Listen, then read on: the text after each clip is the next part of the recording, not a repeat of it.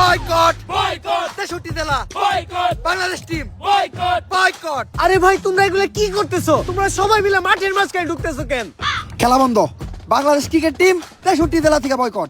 63 জেলার কোন জেলায় বাংলাদেশ টিম নিরাপত্তা পাবে না। কিন্তু বাংলাদেশ ক্রিকেট টিমের অপরাধটা কি? বাংলাদেশ টিমের ফ্যান ফলোয়ার আমার জাঙ্গিয়া চুরি করছে। কিন্তু ভাই আপনি তো কোনোদিন জাঙ্গা পড়তেনি না। আরে বেডা কিছু একটা কই এত দোষের তলে ফেলান লাগবো। আগামী 24 ঘন্টার ভিতর যদি বাংলাদেশ টিম আমার জাঙ্গিয়া খুঁজে বাই করে না দেয় তাহলে বাংলাদেশ টিম বয়কট। কারণ যেখানে সেখানে দেয়া বাংলাদেশ টিমের ফ্যান ফলোয়াররা জাঙ্গিয়া চুরি করে বেড়াইবো, এইটা ড্যান্ডি হেলালের ফ্যান ফলোয়াররা কখনোই মাইনা নিব না। কিন্তু ভাই সামান্য একটা জাঙ্গিয়াই তো, এটা নিয়ে তো কাহিনী করে কি আছে? কাহিনী করার কি আছে মানে? ডেন্ডি হেলালের জাঙ্গিয়া ওইটা মিনিমাম 50,000 টাকা বেচতে পারতাম।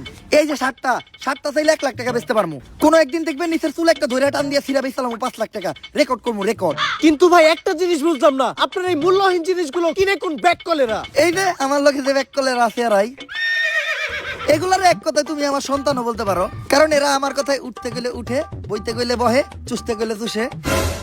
চুষে মানে? আরে পা চুষে পা। আর তুমি যেটা ভাবছো ওইটাও। Boycott boycott. ওই এতদিন পরে পাইছি তোরে, তাড়াতাড়ি পাপ না হলো।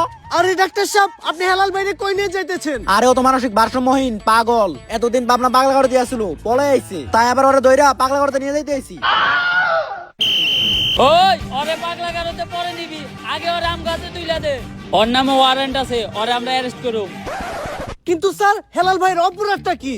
ও তো মাদকখোর, ও হাফ টাইম খায় ক্যান্ডি আর ফুল টাইম খায় ড্যান্ডি। ও তাই তো কই, হেলাল ভাই উল্টা পাল্টা কথা কই কেন? যান ওই ধরে নিয়ে যান।